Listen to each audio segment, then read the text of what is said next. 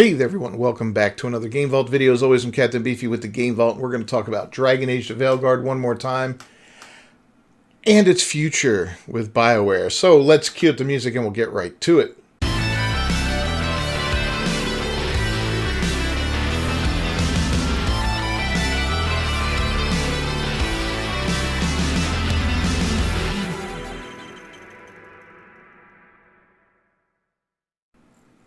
Alright, so we got a report in that Dragon Age the Veilguard will not have any DLC or expansions as Bioware shifts its focus to Mass Effect 5. Now, I've seen a lot of people commenting on this on X, and they're saying, oh God, please don't destroy Mass Effect 5. Overall, people hate Dragon Age the Veilguard. People despise this game. It's utter, complete trash. It does have people that support it, I'm not going to lie. It does have its shills out there, and it's got the people that are going to gaslight you and tell you that Dragon Age has always been this way, when no, it hasn't. Not this bad. This is horrible. This isn't even a video game. It's like a trauma dump for the developer that tried to live their life vicariously through Tash, who should be called Trash, by the way, because they're such a absolute trash character. I mean, my God, man, built like a dude with this weirdly feminine voice and just this dead stare all the time. They just look like they're dead. It's like no emotion to it and all that. And I granted it's a character, but we're at a point in time where you can see emotion in the faces of characters and all that. And this character is as bland as like warm rice, white rice, just bland, no flavor, nothing, just garbage, man. I don't get it. I absolutely don't get it. And I've seen scene after scene now. Last year there was a little bit of a stir when pronouns were required when you were logging into, Starfield for the first time. So choose your pronouns, and that got a big rise, and a whole lot of people went to war over that on X. And shout out to you, Babyface, or Heels Babyface. And that seems like a minor thing, right? When we talk about body type A and B instead of male and female, that's a minor thing, right? When we talk about little things like the pronouns and stuff like that, they're all little minor things. But this is the problem. When you start to give a little bit of ground in a culture war like that, and you give into these minor things with zero pushback, you end up with something like this big steaming pile of crap on your hard drive. And you go, how did we get to here? I mean, it's not a game. It's a trauma dump. I'm telling you, man. Go out and watch some of these scenes that are out there. Go look up cringe Veilguard on YouTube, and you're going to find people that have compiled tons of these scenes together, and it's astounding how bad it is. If it was one scene, two scenes, I could be like, yeah, all right, yeah, that's pretty bad, but at least we moved past it and went on.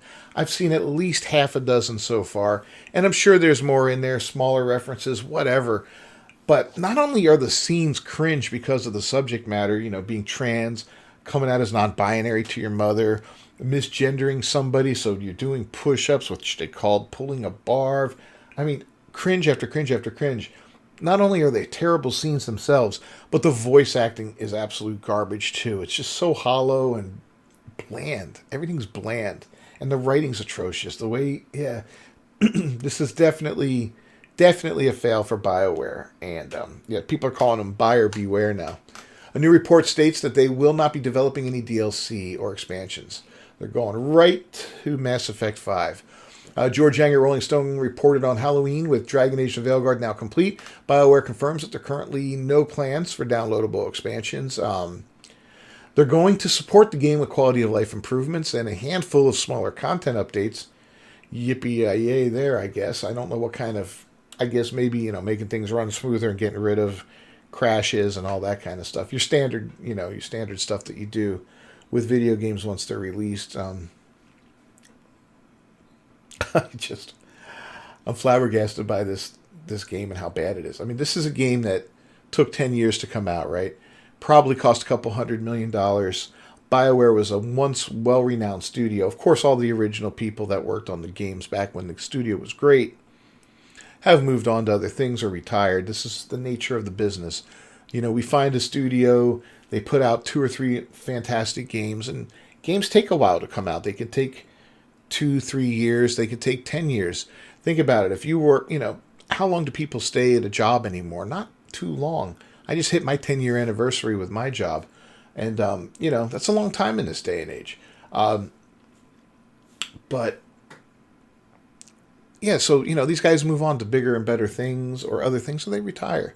And so the name itself will still hold a reputation for a while, but I'm telling you, after this game, that reputation is tarnished probably for a long, long time. And if Mass Effect 5 isn't better, and I'm talking substantially better, I'm talking worlds better than this, then BioWare's in the toilet. I don't even know if they're going to survive this. If I was in charge of that company, I would be firing people left and right regarding this. Anybody who was involved with writing the dialogue would be gone. The guys who did the story would be gone. The voice actors would never be rehired for another role. They were trash. All that kind of stuff. The facial animators, the faces were just bland and boring and dumb. And whoever came up with the creative design for the outfits and the look of the characters, they look like Fortnite characters. It's stupid, man. It's absolutely terrible. Anyway, given the game won't have any DLC, it calls into question EA CEO Andrew Wilson's bravado surrounding the game. He's touted the game had breakout potential. He was talking about it's going to be a Game of the Year winner like Dragon Age, or, that could be like Dragon Age Inquisition was. Early critic scores were high, and yada, yada, yada. They expect it to be a great example of how our blockbuster storytelling engages and connects fans in truly unique ways. This is anything but blockbuster storytelling. I mean, from what I've seen. Again, I'm not touching this game. I'm not spending $1 on it. When this game is inevitably free on PlayStation Network, I'm still not even going to be interested in it. It's so bad. It's so lame. And they put an arachnophobia slider in there, right, to make the spiders less scary.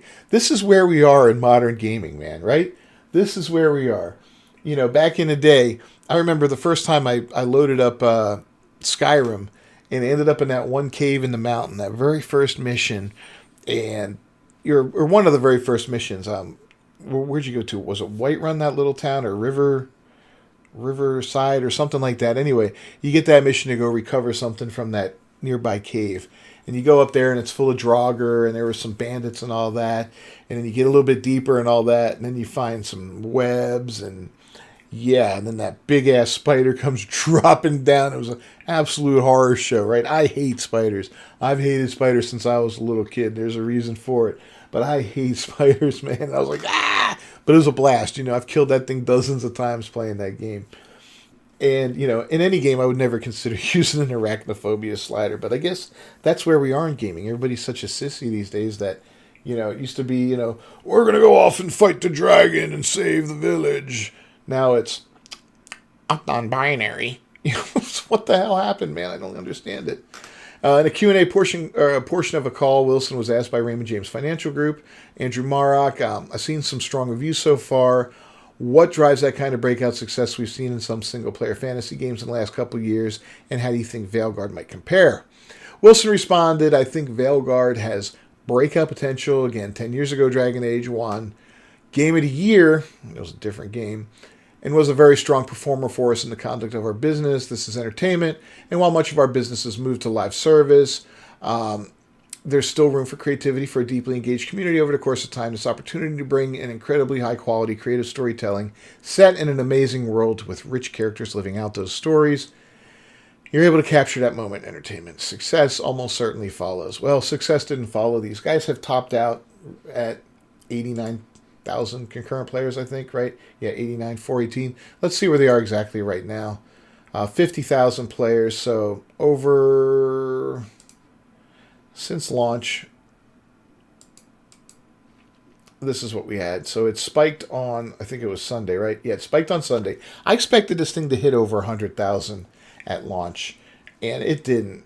And this is not good for BioWare. They needed better numbers than this. And I understand it comes out on different platforms. We're only using Steam as a barometer here, but that's because Steam's the only one that offers this kind of information.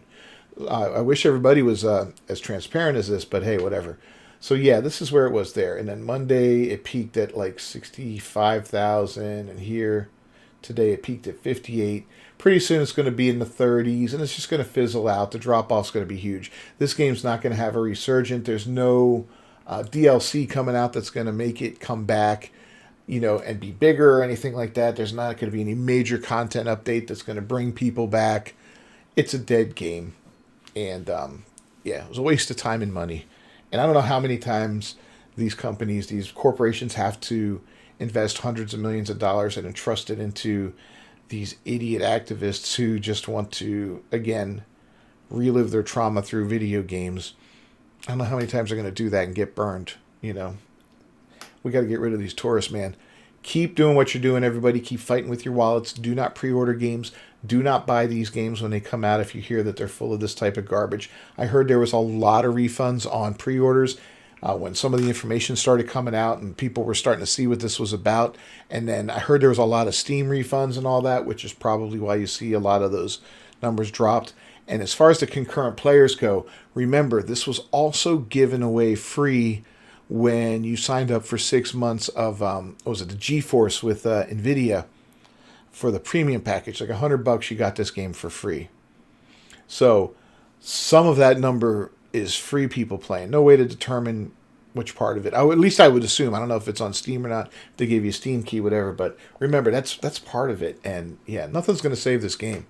But he keeps going. He says, in the context of movies and TV, we think about what we have with Veilguard right now. A storied studio in Bioware. Not anymore. A storied IP in Dragon Age that you ruined.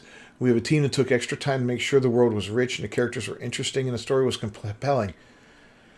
I'll tell you what, the world looks cool. I've seen some cool looking areas there and stuff like that. Even the creatures, though, look terrible. The enemies and all that. Everything looks terrible. I saw a griffin that looked like it was something out of a kid's game. It's just like crap. The characters are not interesting. The characters they go from bland to insufferable, okay? And the story, the coming out of a trans person to their mother story is all I get out of this so far. That's all I see, and that's because that's all that people are promoting. But then again, that's what the developers were talking about when the game was coming out. Oh yeah, everybody's this, everybody's that. It's so gay, it's so this, it's so that. The director of the game was a gender queer mancer, whatever. They had some weird title for themselves. It was absolutely nuts. But they think they're going into a market that has limited competition. Yeah, there's no competition for a game like this right now. While it's too early to predict the outcome, the critical reviews have been incredibly strong, which is natural. IGN, I think, gave it a 9. We'll let that sink in. A 9. They gave Dustborn and Concord a 7. This one goes 2 points higher at 9. Dustborn never cracked 100 players, and Concord was closed in 2 weeks. No, 10 days, I think. Concord shut down and was refunded in 10 days, and that earned a 7. So that tells you where IGN is on their ratings. Anyway, Wilson claimed that it had breakout capabilities. Stuart Canfield, the chief financial officer, shared that the company was maintaining their assumptions that they bring in 2.4 to 2.55 billion in Q3. And yeah, it's not going to happen, man. You guys are going to lose money off this. You're going to lose a lot of money off of this. And they're going to have to take it. They're going to take a crap on it. And you guys are rolling the dice with Mass Effect 5. I don't know how far along it is in production. If it's getting close to the end and you've got this kind of nonsense in it, you may want to delay it. Kind of like Ubisoft is delaying Assassin's Creed Shadows. Whether they're changing anything or not, I don't know. They might be delaying it just to kind of let the heat die down a little bit before they release it. They might be making some changes. Who knows? I don't know. Nobody knows right now. But, it is what it is. But you'd think that if Wilson was confident, he would be, releasing some DLC for the game, because that's what you do, right? Like I said, what is it? Stellar Blade? It's releasing DLC. Black Myth Wukong? It's releasing DLC. Both of those games came out of the gate. Both guns fire, and they made a ton of money. Lots of players and all that. Single player story games, and they both announced that they're going to do some DLC, which means that the game is going to suddenly be on the radar again when the DLC comes out. Whether it be later this year, probably not. It'll probably be 2025 for Stellar Blade. I would say maybe summer, and then maybe late 2025 for Wukong, or maybe late summer, fall, something like that. Just estimating there. But it's going to put those games back on the radar again, and there's going to be even more sales for it, more people playing it, people going through for a second playthrough, good times, things like that. This game, dead in the water, just like I predicted. Anyway, let me know your thoughts down below in the comments. Don't forget to subscribe to the channel and to ring that bell for notifications. I'll see you guys next time. Until then, peace.